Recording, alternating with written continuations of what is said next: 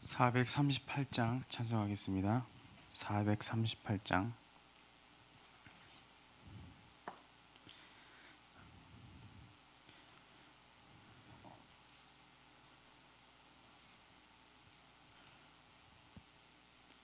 (438장입니다) 내 영혼이 은총 입어 중한 죄짐 벗고 보니 슬픔 많은 이 세상도 천국으로 와도다. 할렐루야 찬양하세. 내 모든 죄 사함받고 주 예수와 동행하니 그 어디나 하늘나라 주의 얼굴 뵙기 전에 멀리 뵈던 하늘나라 내 맘속에 이루어지니 날로 날로 가깝도다. 할렐루야 찬양하세.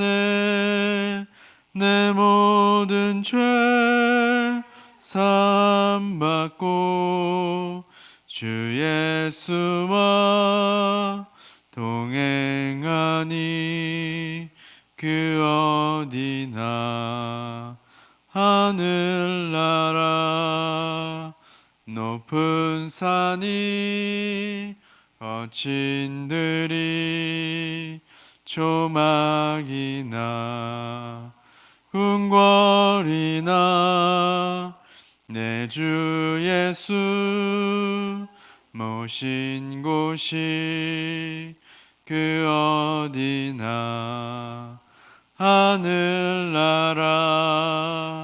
할렐루야 찬양하세. 내 모든 죄 사함받고 주 예수와 동행하니 그 어디나 하늘나라. 아멘. 기도하겠습니다. 하나님, 오늘도 우리가 성경을 어떻게 보고 어떻게 해석하고 그 안에 살아계신 하나님을 어떻게 만날 것인지 오늘 또한 공부를 합니다. 성령 하나님께서 지혜 주셔서 우리의 생각과 경험을 다 내려놓고 성령님께서 알려주시는 대로 가르쳐 주신 대로 우리가 지혜롭게 잘 배울 수 있도록 함께하여 주시고 우리의 삶에 적용하여서 우리가 성경을 볼 때마다 우리의 눈을 열어주셔서 우리가 성경 속에서 하나님의 역사하심을 바라보는 우리 모두가 될 수 있도록 함께하여 주옵소서. 감사드리며 예수님의 이름으로 기도드립니다. 아멘.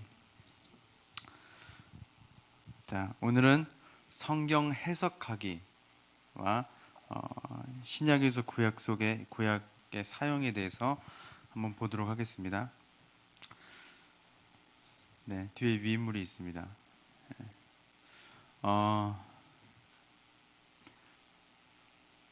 저희 강의 일정이 원래는 그 8월 첫째 주까지인데 둘째 주까지 하도록 하겠습니다. 네, 제가 많이 부족해서 한 주 더 해야 되겠어요. 그러니까 8월 둘째 주까지 할 거니까 네, 조금 여유롭게 나갈게요. 아셨죠? 네. 오늘 참 아침 반가운 소식이 있었죠. 정부에서 그 소모임 규제를 이제 돌아오는 금요일에 해지하겠다. 원래 당연한 건데 그 소식이 왜 그렇게 기쁜지요, 그렇죠? 네. 또 안 좋은 소식도 있어요. 또 어제 뉴스에 보니까 차별금지법을 이제 하는 그 정말 정신 나간 종교 단체들이 있어가지고 뉴스 기사에는 뭐 지지하는 기독교 뭐 이렇게 쓰여 있는데, 그 지지하는 기독교가 천주교를 얘기하는 거예요 보통. 그러니까 개신교는 다 거의 대부분 반대한다고 보시면 되고요. 이 개신교 중에 좀 정신이 좀 별로 안 좋으신 목사님들은 이제 뭐 지지하는 분들도 가끔 이제 있지만, 대부분 이제 뉴스에 나오는 이제 지지하는 기독교라고 하면 천주교를 보신다고 하면 됩니다. 그래서 여러 종교 단체들이 차별금지법을 뭐 지지하고, 또 기사 첫 글이 뭔지 아세요? 예수도 소수자였다 이렇게 있더라고요. 거기서 말도 안 되는 걸 갖다 붙이는. 우리가 성경에 대해서 제대로 해석하지 않으면요, 이런 오류를 범하게 됩니다.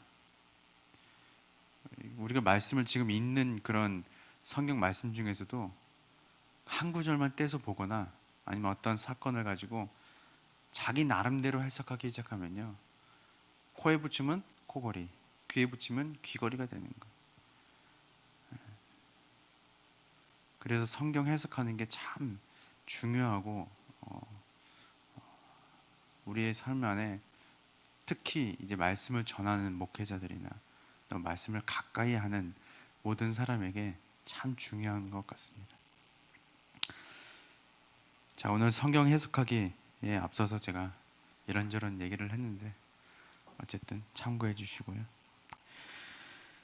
자, 성경을 우리는 해석할 줄 알아야 됩니다. 왜냐면 성경을 그냥 보고 이제 목사님 말씀하신 대로 듣는 것도 참 좋죠. 하지만 우리는 사실 요즘 같은 세대는 TV만 틀면 설교가 나오죠. 참 좋은 세상이긴 한데, 그래도 특히 이제 목사님들이 설교를 전할 때는 본인이 만나는 하나님을 전하기 시작하는 게 대부분이거든요. 근데 한번 잘 생각해 보세요. 본인이 하나님을 말씀을 통하여서 경험했어요. 이 말씀의 이야기들이, 이 말씀에 나오는 모든 상황들이 하나님께서 이렇게 인도하셨구나. 이거를 그 말씀을 전하시는 분이 그 말씀을 통하여서 하나님을 경험했단 말입니다. 근데 이거를 전달을 했어요. 전달을 하면 그 전달을 듣는 사람들이 얼마만큼 그 말씀을 듣고 그것에 어느 정도 한 뭐 퍼센티지라고 할까요? 어느 정도 그것이 많이 받아들여질까요? 그런 거 한번 생각해 보셨습니까? 생각 안 해보셨어요? 그런데 이것과 동시에 목사님 말씀도 듣고 내가 거기에 대한 성경도 읽고 이런 사람이 있다고 생각해 봅시다. 그러면 둘 중에 어느 사람이 더 하나님을 많이 경험하게 될까요? 제가 좀 어렵게 설명드렸나요? 그렇죠? 목사님 말씀만 듣는 사람이다. 둘째는 목사님 말씀도 듣고 성경도 읽는 사람이다. 1번이에요, 2번이에요? 2번이겠죠. 그렇죠? 왜냐하면 예수 그리스도를 믿는 사람이라면, 하나님을 믿는 사람이라면, 저는 그렇게 생각합니다. 누구나 성경을 읽고 그 안에서 나에게 주시는 말씀을 직접 경험하고 체험하는 것만큼 소중한 건 없다고 생각해요. 이제 물론 목사님들이 말씀을 대언하시죠. 하지만 대부분의 설교는요, 본인이 만나는 하나님을 대언할 수밖에 없습니다. 물론 그게 나의 하나님이 될 수도 있죠. 하지만 내가 성경을 직접 읽을 때만큼은 조금 떨어질 수도 있어요. 그래서 성경을 해석할 때 우리는 모든 성경을 읽을 때마다 해석하는 것을 알아야 합니다. 물론 이제 신학자들처럼 연구하고 시대적 배경과 막 이때는 철학 사상과 뭐 어떤 종교적 배경과 이런 것들을 다 알아야 된다는 게 아니고요. 어느 정도는 분별할 수 있을 정도는 해석을 할 줄 알아야 되는 것이죠. 오늘 그것에 대해서 조금 얘기를 하고 넘어가도록 하겠습니다. 이 성경을 해석하는 건요, 그냥 단순히 문자적으로 또 역사적, 문화적으로 해석하는 것이 아니고, 아까도 좀 전에 말씀드렸다시피 이 해석을 하는 것은 내가 얼만큼 하나님을 만날 수 있는가에 대한 영적인 과업인 거예요. 그렇죠? 사실 실예를 들어볼게요. 우리가 그냥 문자적으로 성경을 읽을 때와 그 안에 문자에 담겨져 있는 그 시대의 배경과 문화를 알았을 때, 왜 하나님이 그때 당시에는 그렇게 말씀하실 수밖에 없었겠다. 이런 것들이 알기 시작하면 내 삶에 다가오는 하나님이 달라지게 되는 거예요. 그것이 성경 해석의 이점입니다. 근데 그것을 모르고 지나가면 왜 하나님이 이렇게 말씀하셨지? 나랑 전혀 안 맞는 것 같아, 이 하나님은. 성경을 읽을 때 때로는 그런 점이 있지 않으셨어요? 그냥 그런 것들이 생길 수 있다는 것이죠. 그래서 사실 성경을 조금 해석을 해야 된다는 것은 그냥 단순히 문자적으로 해석하는 게 아니고요. 내 삶에 살아계신 하나님을 적용할 수 있는 영적인 과제가 과업이 되는 게 성경을 해석하는 일입니다. 더 나아가서 이것은 그 시대에 그 문화에 살았던 믿음의 선배들이 만났던 하나님을 나도 이 시대에 만나는 인격적 만남이 성경 해석에 따라 이루어지는 것이죠. 그것이 성경을 해석하는 유익입니다. 그래서 성경을 해석하는 사람들은 겸손한 자세로 성경에 접근하여 배우고 교정받기를 기대하며 기꺼이 성경을 면밀히 관찰하여 발견한 것은 무엇이든지 받아들이려고 해야 하는 것입니다. 왜냐하면 모든 성경은 하나님의 감동으로 된 것이며 따라서 모든 말씀이 중요하기 때문입니다. 심지어는 어떤 등장인물의 머리카락 같은 예를 들어서 생각나는 분 계시죠? 머리카락 하면 누가 생각나요? 손이 3개인 사람? 삼손. 삼손 같은 사람. 왜 머리카락을 자르면 힘이 없어질까요? 우린 그 안에서 성경을 어떻게 해석하냐에 따라서 하나님의 은혜를 찾을 수 있다는 것이죠. 그렇죠? 왜 머리를 자르면 힘이 없어져요? 우리 다 알죠. 왜 힘이 없어지죠? 다 아시잖아요. 모르세요?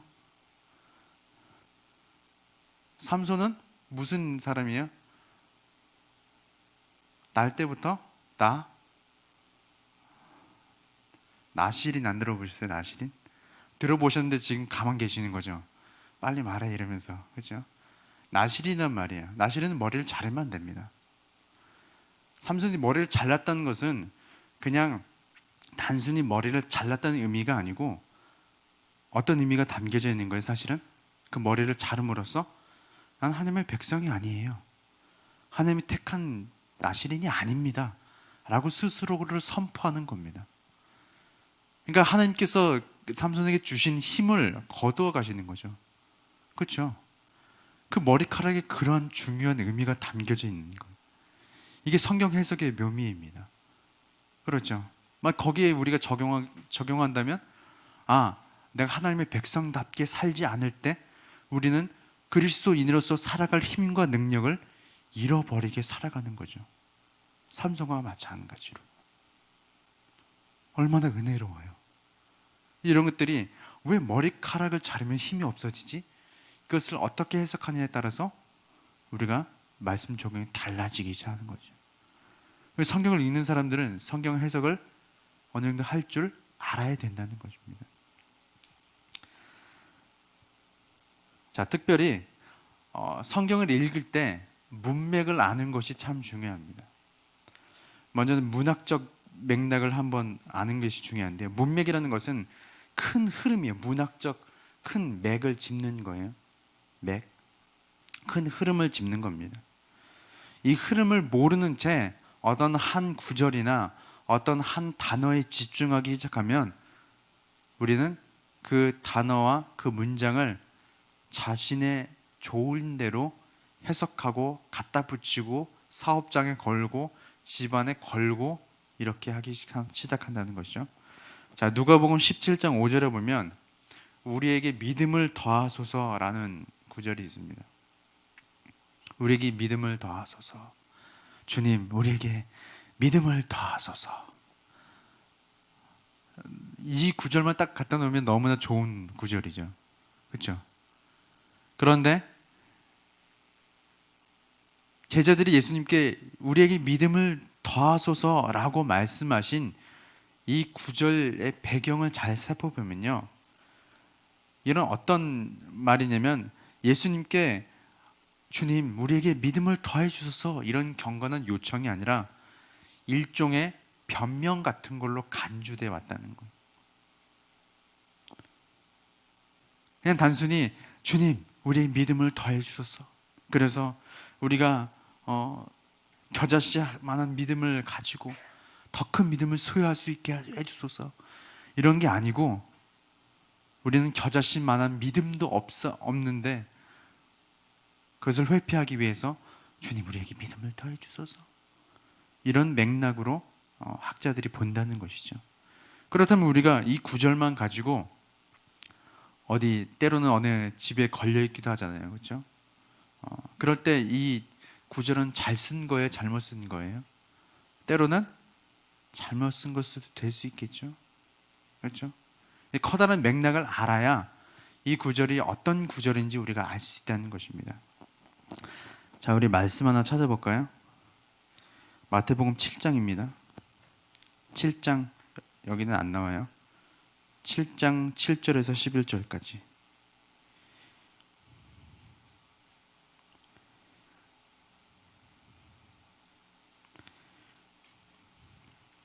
자, 제가 읽어드릴게요. 구하라, 그리하면 너희에게 주실 것이요. 찾으라, 그리하면 찾아낼 것이요. 문을 두드리라, 그리하면 너희에게 열릴 것이니 구하는 이마다 받을 것이요 찾는 이는 찾아낼 것이요 두드리는 이에게는 열릴 것이니라. 너희 중에 누가 아들의 떡을 달라 하는데 돌을 주며 생선을 달라 하는데 뱀을 줄 사람이 있겠느냐. 너희가 악한 자라도 좋은 것으로 자식에게 줄 줄 알거든 하물며 하늘에 계신 너희 아버지께서 구하는 자에게 좋은 것으로 주시지 않겠느냐. 많이 들어보셨죠? 특히 기도할 때 많은 사람들이 이 구절을 잘못 사용하고 있습니다. 어떻게 사용해요? 우리가 기도하면 하나님께서 좋은 것으로 채워주실 거야. 그런데 이 마태복음의 앞뒤 맥락을 잘 살펴보면 이 좋은 것의 기준은 누구에게 있다는 걸 알게 돼요. 하나님께 있습니다. 사람이 보기에 좋은 게 아니고요, 하나님 보시기에 좋은 것으로 너에게 주겠다는 거예요. 만약에 사람이 보기에 좋은 것으로 주겠다고 한다면 마태복음 6장의 끝에 나온 먼저 너희는 누구의 나라와 그의 나라와 그의 의를 구하라. 그리하면 이 모든 것 뭐예요? 사람이 보기에 좋은 것을 너에게 더하시리라. 이렇게 말씀하시지 않았을 겁니다. 자, 이 구절은요, 누가복음 11장에 가면 더 명확해져요. 자, 누가복음 11장 9절에서 13절 볼게요. 누가복음 11장 9절에 13절 제가 읽어드릴게요. 내가 또 너희에게 이르노니 구하라, 그러면 너희에게 주실 것이요. 찾으라, 그러면 찾아낼 것이요. 문을 두드리라, 그러면 너희에게 열릴 것이니 구하는 이마다 받을 것이요 찾는 이는 찾아낼 것이요 두드리는 이에게는 열릴 것이니라. 너희 중에 아버지 된 자로서 누가 아들이 생선을 달라 하는데 생선 대신에 뱀을 주며 알을 달라 하는데 정갈을 주겠느냐. 13절 너희가 악할지라도 좋은 것을 자식에게 줄 줄 알거든 하물며 너희 하늘 아버지께서 구하는 자에게 무엇을? 성령을 주시지 않겠느냐 하시니라. 마태복음과 누가복음의 예수님은 다른 분이신가요? 네. 아니면 마태와 누가가 이 복음서에 듣는 독자에 따라서 마태는 그냥 하나님께서, 예수님께서 좋은 것을 주실 거야 이렇게 말했고, 또 누가는 또 다른 상황이라서 성령을 주시지 않겠느냐 이렇게 얘기했을까요? 그렇다면 마태와 누가 중에 누가 이단인가요? 아닙니다. 둘 다 예수님이 하신 말씀이죠. 그렇다는 얘기는 여기서 나오는 마태복음의 말씀은요, 누가복음의 말씀은 좋은 것이 어떤 의미예요? 하나님 보시기에 좋은 것으로 주겠다라는 겁니다. 그것을 누가복음 뭐라 그래요? 성령이라고 얘기하는 것이죠. 그래서 이 말씀을 가지고 우리가 좀 오용하지 않았으면 좋겠어요. 잘못 사용하지 않았으면 좋겠습니다. 사실 이러한 구절들이 너무나 많아요. 내 시작은 미약했으나 내 나중은 창대하리라. 이것은 욥기서에 나오는 말씀인데, 욥이 이제 엄청 아팠어요. 그런데 욥의 세 친구가 찾아옵니다. 그중 한 명이 욥에게 정죄함이 이렇게 얘기해요. 네가 하나님께 잘못을 했기 때문에 그런 벌을 받은 거야. 회개해라. 돌아오라. 분명히 네가 그렇게 된 것은, 네가 병에 걸리고 아프게 된 것은 분명한 죄가 있기 때문이다. 너는 아무리 생각도 안 나겠지만 분명히 하나님만이 보실 수 있는 죄가 있을 거야. 그렇기 때문에 네가 그렇게 아픈 걸 거야. 그렇기 때문에 이제라도 돌아와서 회개하라. 네 죄를 자백해라. 네 시작은 미약했으나 나중은 창대할 거다. 이렇게 말하면서 이 구절을 얘기했단 말이에요. 그렇다면 이것이 사업이 잘 번창하고 내 가문이 잘 된다는 의미일까요? 전혀 아닙니다. 네가 지금은 하나님 앞에 회개하는 것들이나 죄를 아뢰는 것들이 미약할지라도 나중에는 그것으로 말미암아 하나님이 너를 높이실 것이다. 오히려 이런 의미가 담겨져 있는 것입니다. 우리가 이것을 모르고 사용하게 되면 어느 사업장에 걸려있는 것처럼 내 시작은 미약했으나 내 나중은 창대하리라, 이렇게 되는 거라고요. 이런 구절들이 무수하게 많아요. 그런데 우리가 그 구절만 갖고 보면 굉장히 좋은 말입니다. 하지만 문맥을 알고 그 문맥상 흐름이 알게 되면 이게 어떤 의미인가를 우리가 알게 되는 것이죠. 근데 어떤 사람들이 이렇게 얘기합니다. 뭐 어때요? 그냥 쓰면 되죠. 좋은 말인데. 아니에요. 그건 철저히 성경을 바로 잘못 아는 것을 넘어서서, 아까도 말씀드렸죠. 성경을 해석하는 건요, 그냥 단순히 문자적으로 성경을 해석하는 것에 주는 유익이 아니고요, 그 속에서 성경을 해석함으로 말미암아 누구를 만나는 거예요? 하나님을 만나는 겁니다.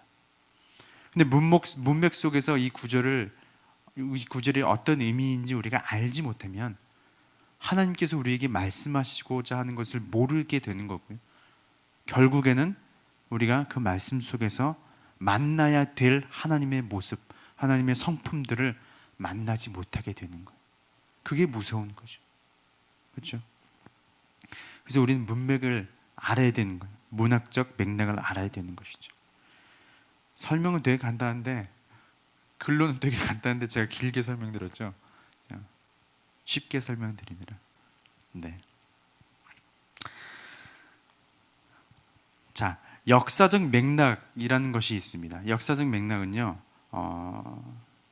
쉽게 말씀드리면 그때 당시에 역사적으로, 상황적으로, 문화적으로의 맥락을 말합니다. 예를 들어서 누가복음 11장 27절에서 28절에는 한 여인이 예수님께 목소리를 높여 이렇게 말합니다. 당신을 뵌 태와 당신을 먹인 젖이 복이 있나이다, 이렇게 얘기합니다. 당신을 뵌 태와 당신을 먹인 젖이 복이 있나이다. 그냥 예수님, 당신은 정말 훌륭한 분입니다, 이렇게 하면 되잖아요, 간단하게. 그런데 당신을 뵌 태와 당신을 먹인 젖이 복이 있나이다, 도대체 이것이 어떤 의미가 있길래? 역사적으로 보면 고대 여자들은 훌륭한 남자와 결혼하거나 훌륭한 자식을 낳음으로써 명예를 얻은 거예요. 그래서 이 여인은 예수님의 어머니를 칭찬함으로써 예수님을 칭찬하는 것이죠. 그냥 단순히 칭찬한 것보다 그 어머니를 칭찬함으로써 예수님을 더 극 칭찬하는 것이 이 표현이라는 것입니다. 우리가 이런 것들은 역사적 맥락이나 그때 당시에 고대 근동아시아나 아니면 그때의 역사적 상황들을 알지 못하면 우리가 그냥 간단하게 얘기하면 되지 이렇게 얘기하기에 되는 것이죠. 그런 것들이 이제 역사적 맥락을 이제 본 관점입니다. 그래서 보통 성경 앞에 보면요, 어떤 성경들은 그때 당시에 시대적 배경이나 이런 것들이 나와 있는 성경들이 있어요. 그렇죠?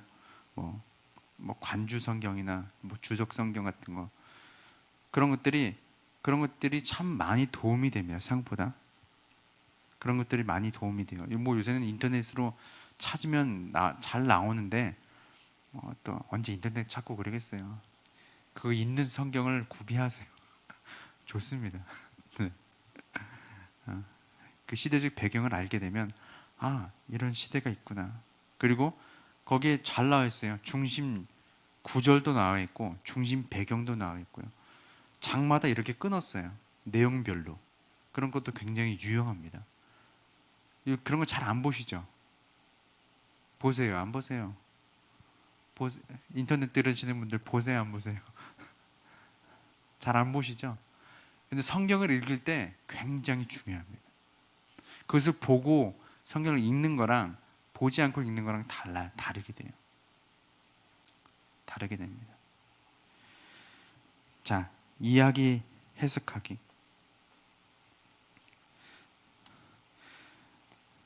성경은 이야기로 많이 구성되어 있죠. 여러 가지 이야기나 담화들로 대부분 구성되어 있는데 특별히 많은 이야기는 구약에서 많은 이야기들이 나오는데 구약은 대부분 인물 중심입니다.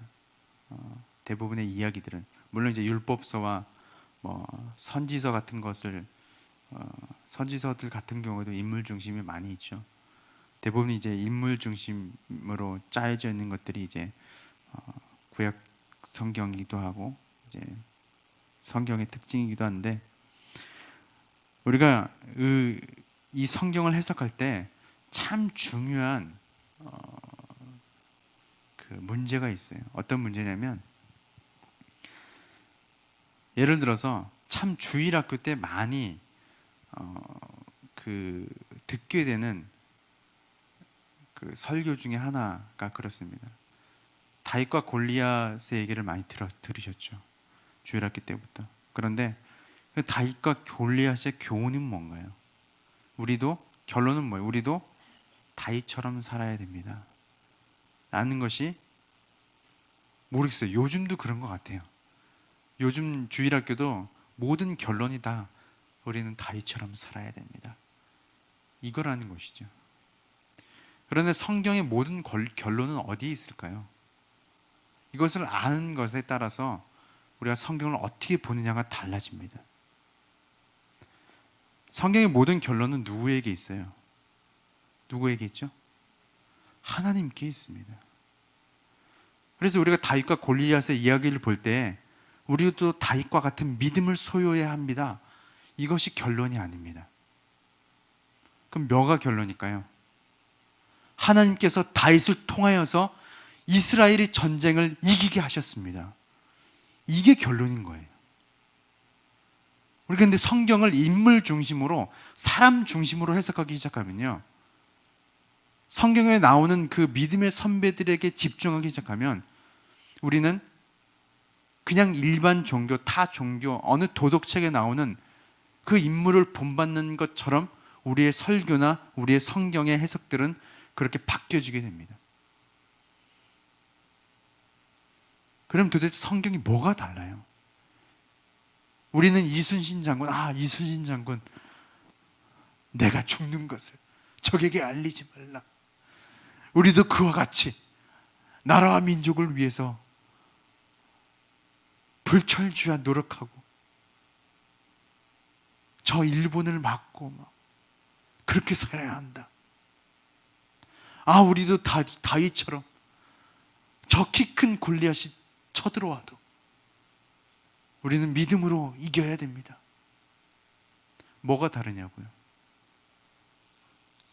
그렇죠?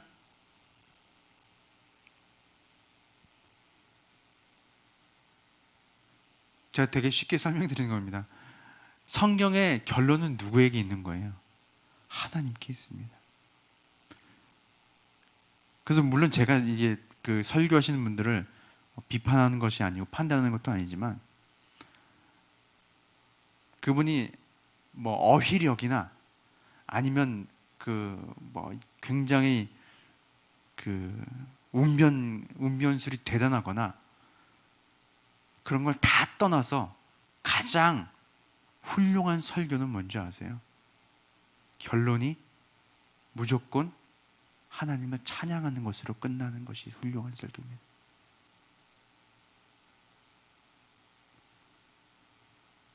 근데 대부분의 사람들은요, 그 이야기 속에 누가 이렇게 행했더라가 중요한 거예요. 우리도 제2의 다윗이 됩시다. 우리도 제2의 아브라함이 됩시다. 그 뒤에 누가 계시는 거예요? 하나님이 계셔요. 하나님이 울고 계시겠죠.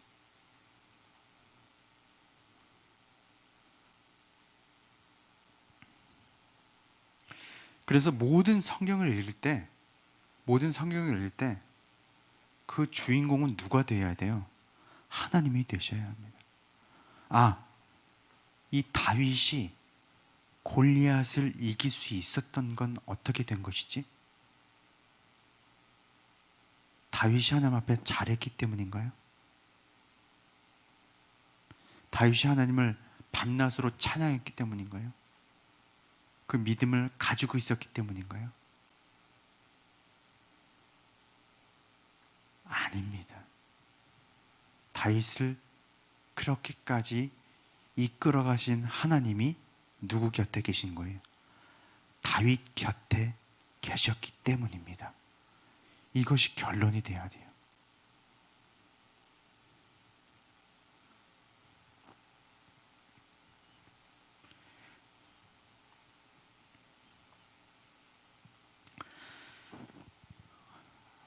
벌써 시간이 이렇게 됐네요.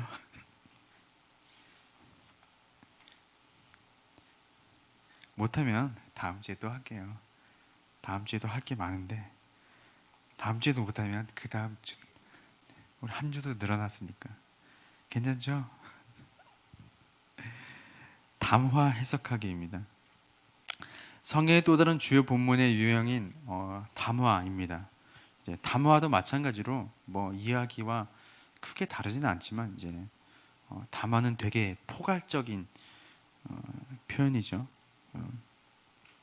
특히 담화는 이야기를 해석하는 데는 이야기 전반적인 부분을 다 알아야 이야기가 어떤 내용을 하고 있는지 우리가 볼 수 있는 반면에, 담화는 보통 그 권의, 성경 권의 처음이나 나중에 보통 서론이나 결론에 많이 등장을 하게 됩니다.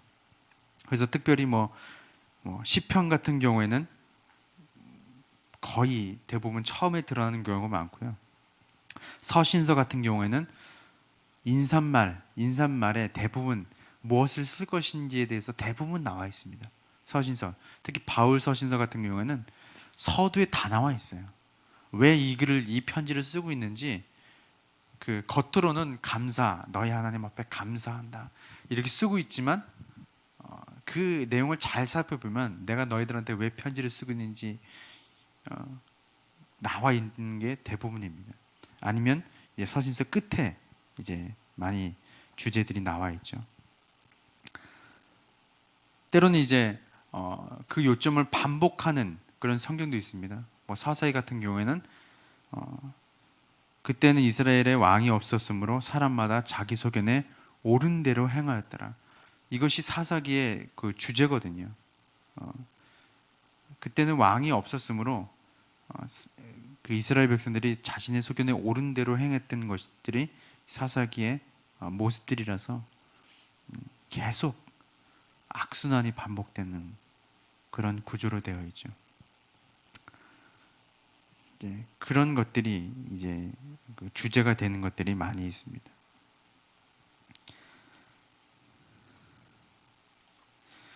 또는 이제 어떤 특정한 단어들을 이제 그 내세우는 것들도 많이 있죠. 예를 들어서 뭐 요한복음 같은 경우에는 가장 중요한 단어가 영생이 있거든요. 요한은 영생에 대해서 요한복음 전체에 많이 기록하고 있습니다. 영생은 무엇이냐? 영생은 곧 예수 그리스도를 아는 것이다. 하나님을 아는 것이 영생이다. 요한복음 17장 3절에 나와 있죠. 그런 것 같은 이제 특정한 단어들을 가지고 주제로 삼는 이러한 담화들도 많이 있습니다. 이러한 주제들도, 이러한 성경도 많이 있죠.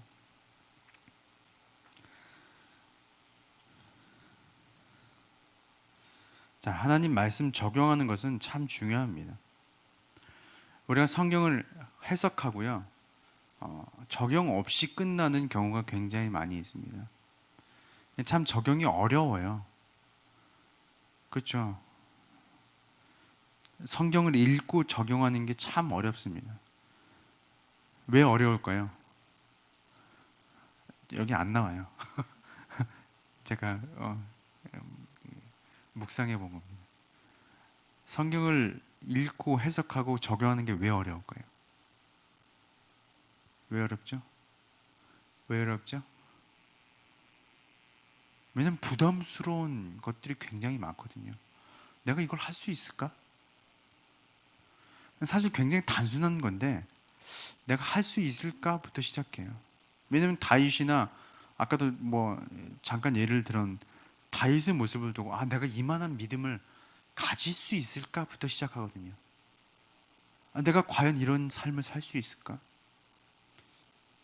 그러니까 적용이 전혀 안 되는 거예요.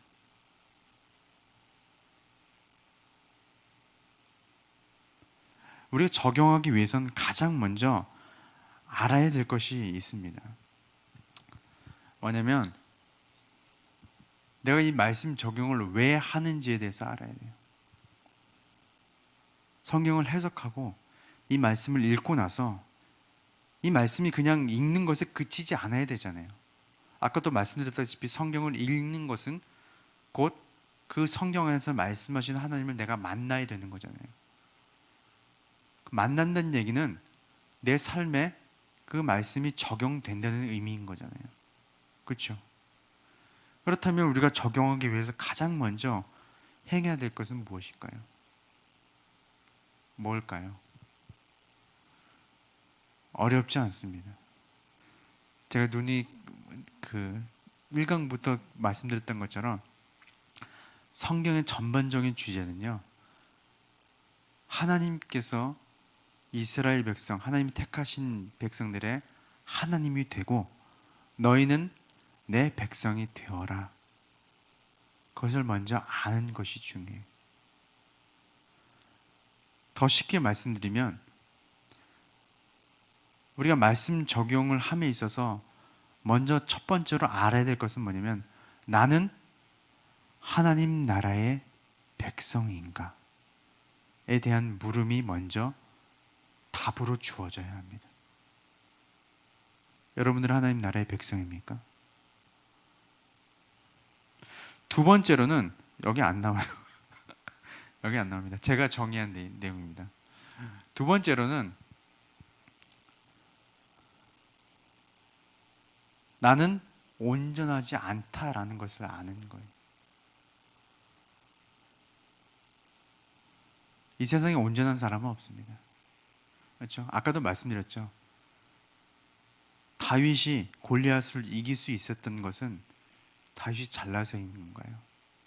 아브라함이 믿음의 조상이 된 것은 믿음을 잘 지켜서인가요? 정답은 아니다라는 거예요. 정답은 뭐예요?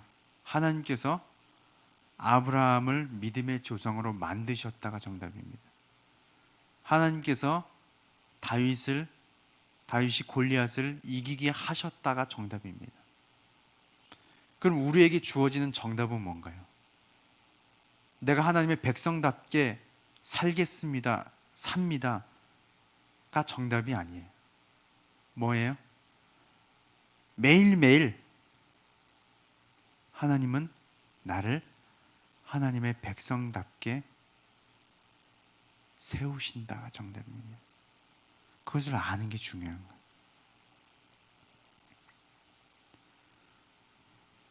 그렇게 되면 말씀 적용하는 게 달라지기 시작합니다. 높은 기준을 잡을 필요는 없어요. 어떤 기준을 잡아야 되는 거예요? 우리가 할 수 있는 것.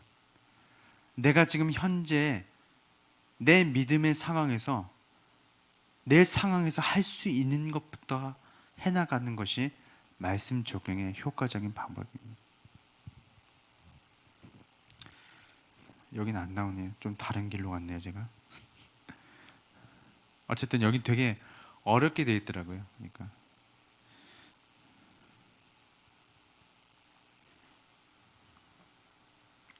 나머지는 집에 가서 읽어보십시오. 자, 성경 해석하기. 역사적으로 성경을 어떻게 해석해 왔는지 보도록 하겠습니다. 이건 조금 어려울 수 있는 부분인데요. 이것을 또 아는 것이 참 중요해요. 뭐 마르키온, 뭐 순교자 유스티누스와 이레나이우스, 뭐 클레멘스 오리게네스, 뭐 테오도레 히에로니무스 아우구스투스, 중세 성직자들, 종교개혁자들, 계몽주의, 막 복음주의적, 개신교 쭉 있는데 이제 시대적으로 쭉 배열해 놨는데요. 결론적으로 말씀드리면 성경을 역사적으로 어떻게 해석해 왔느냐 이런 것들이 이제 어떤 사람들은 뭐 풍유적으로 해석했다, 어떤 사람들은 자기 멋대로 해석했다, 이런 것들이 쭉 이제 설명들이 나와 있어요. 그러면서 이제 종교 개혁 때부터 시작하여서 계몽주의를 지나, 계몽주의는 조금 삐끗하기도 했지만 종교 개혁 이후에 계몽주의가 들어오고 나서부터 성경을 해석하는 또 다른 분파가 생겨나기 시작합니다. 이 자유주의 신학으로 이제 발전되는 것들이 이제 이런 부류들이죠. 그러고 나서 이제 복음주의적 개신교는 어떻게 성경을 해석하는지에 대해서 쭉 나오는데요. 결론은 그렇습니다. 그냥 우리가 하나님 말씀을 해석할 때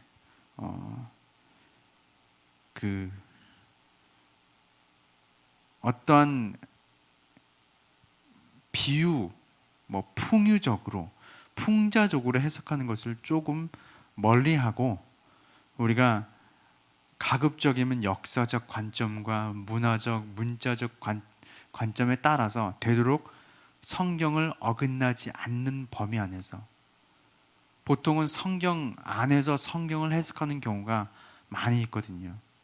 예를 들어서 특별히 신약에 있는 모든 대부분의 교리적 모습들은 구약에서 따온 것들이 많이 있습니다. 우리 나중에 또 보겠지만 그런 것들에 있어서 신약을 해석하는 데 있어서 구약은 참 유용한 구조들이 많이 있고요. 또 반대로 구약을 해석하는 데 있어서 신약의 결론들이 다 나와 있거든요. 왜 하나님께서 선지자를 통해서 이렇게 말씀하셨지? 그것이 누구를 통해서 나타나는 거예요? 결론은 예수 그리스도를 통해서 나타나거든요. 그런 것들이 성경 안에서 그 해석들을 찾아가는 것들이 참 중요한 모습들인데, 고대 이제 학자들이나 믿었던 사람들은 이 성경에 대해서 아까도 말씀드렸다시피 오용하는 경우가 굉장히 많이 있었습니다. 그래서 심지어는 어떤 일이 일어나기 시작해요. 여러분 십자군 전쟁 들어보셨죠? 십자군 전쟁. 십자군 전쟁이 간단하게 말하면 왜 일어났을까요? 그때 당시에 교회 지도자들이 성경을 잘못 전달하는 것. 결론적으로 말씀드리면 이게 하나님의 뜻이다 라고 말하는 것이죠. 예루살렘을 우리가 탈환해야 하는 것이, 점령해야 되는 것이 하나님의 뜻이다. 왕이시여 군대를 조직하시고 그곳을 점령하십시오. 그래서 여러 나라들이 거기에 동참하잖아요. 수많은 사람들이 죽고 아직도 그때 죽은 사람의 숫자를 따라가지 못한대요. 어느 전쟁에. 2차 대전도 굉장히 많이 죽었잖아요, 사실은. 근데 십자군 전쟁만큼 죽진 않았는데 어마어마하죠. 그게 어디서부터 비롯된 거예요? 성경을 잘못 이용한 거죠. 그래서 뭐가 일어났어요? 사실은 종교개혁이 일어난 거예요. 종교개혁이 일어났죠. 갑자기 역사가 나오네요. 왜냐하면 종교개혁, 그 성경을 해석하는 것에서 종교개혁을 말하지 않을 수가 없습니다. 종교개혁의 가장 기본적인 모토는 뭐냐면 우리가 성경으로 돌아가자입니다. 성경을 너희들의 관점에서만 보지 말고 정말 성경에서 말하는 것이 무엇인지 우리가 성경을 면밀히 관찰하고 해석하고 그럼으로써 우리가 성경을 바로 알아야 된다. 이것이 종교개혁의 모습이었습니다.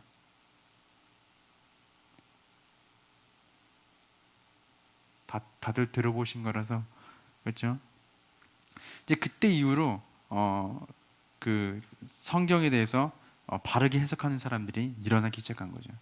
특별히 뭐 장로계 뭐 창시자라고 얘기하면 되나요? 어쨌든 그 존 칼빈이라는 사람은 성경 해석에 굉장히 이제 두각을 드러낸 사람이었죠.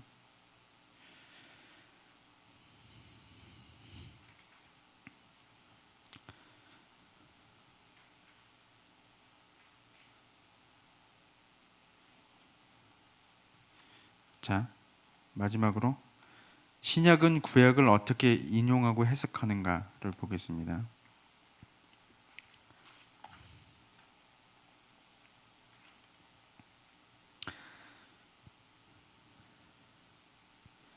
이것은 제가 예전에 말씀드렸던 것과 비슷한 맥락이에요. 신약은 구약을 어떻게 인용하고 해석하는가. 신약에서는 구약을 굉장히 많이 사용합니다. 왜냐하면 신약에서는요, 하나님께서 이스라엘 백성으로부터 시작하여서 이스라엘 백성과 맺은 하나님의 약속이 구약으로 끝나지 않고 어디까지 이어져야 되는 거예요? 신약에까지. 특별히 신약이라고 하면 좀 자세히 설명을 드리면 하나님의 약속에 따라 예수 그리스도께서 이 땅에 오셨고 우리의 죄를 위해서 십자가에 달려서 돌아가셨고 우리에게 부활의 소망을 주시기 위해서 부활하셔서 산 소망이 되신 것, 그것으로 끝나는 것이 아니고 그 예수 그리스도를 믿는 사람들이 교회로부터 시작하여서 믿는 사람들이 점점 더 많아지고 예수 그리스도께서 이 땅에 오신 이후로 종말의 시대를 살고 있는 이 시대에 복음이 널리 전파되며 그 복음으로 산 사람들이 더욱더 많아지도록 하나님의 사람들을 제2의 이스라엘 백성, 택한 백성으로 삼으셔서 온 땅에 예수 그리스도의 복음이 전하도록 하는 것, 이것이 신약의 내용이잖아요. 그렇죠?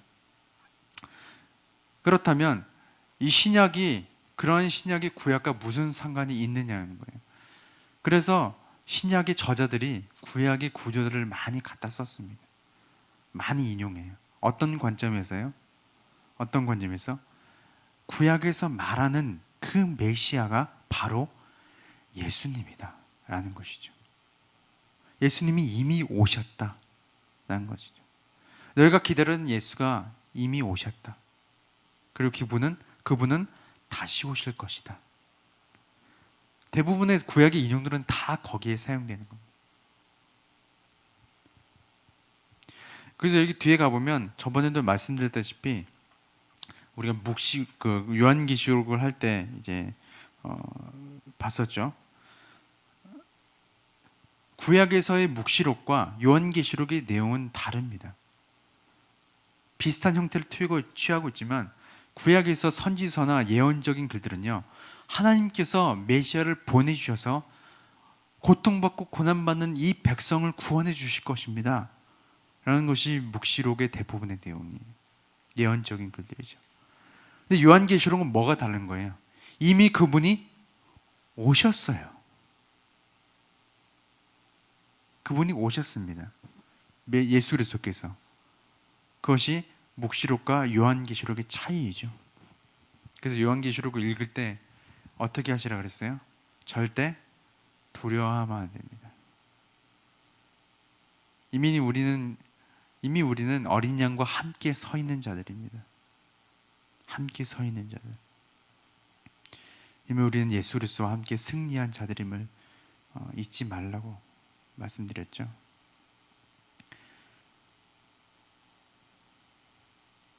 그래서 신약에서는 구약을 많이 갖다 사용하고 구약이 어떤 내용인지를 해석하는 것들이 신약에 많이 나와 있습니다.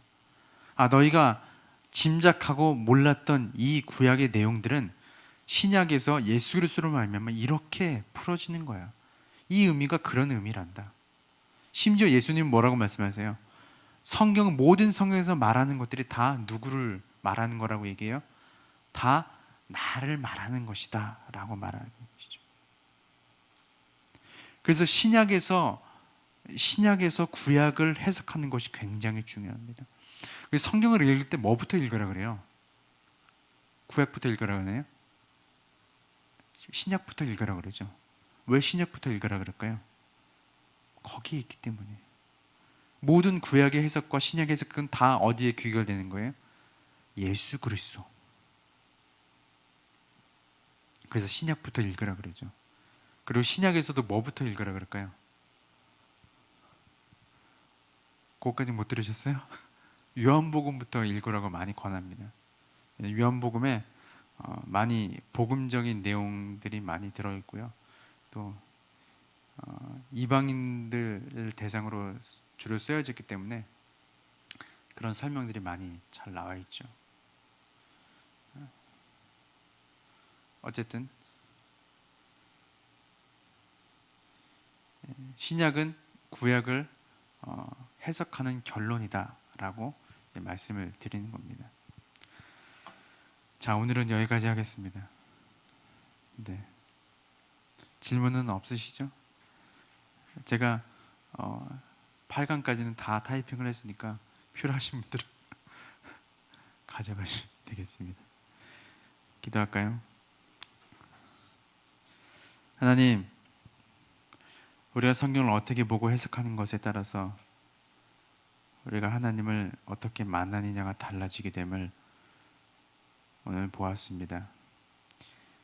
우리가 성경을 볼 때 허투루 보지 않게 하여 주시고 무엇보다 내 상황과 내 환경에 맞춰서 해석하지 않게 해 주시고 이 말씀이 살아계신 하나님의 말씀이라면 그때 그 시대에 살았던 사람들이 만났던 하나님, 오늘날도 우리에게 역사하셔서 만나게 하여 주시고 우리가 그런 하나님을 성경을 통해서 볼 때 믿음이 더욱더 성장하고 더 믿어지게 하여 주시고 그 믿음을 통하여서 다윗 곁에 계신 하나님, 아브라함 곁에 많은 믿음의 선지자들 곁에 계신 하나님을 우리가 문자적으로 눈으로 볼 뿐만 아니라 우리의 삶에 경험되고 체험되게 하여 주셔서 우리가 성경을 통해서 살아계신 하나님을 만나며 나아가는 놀라운 일들이 우리의 삶 가운데 가득할 수 있도록 성령 하나님 역사하여 주옵소서.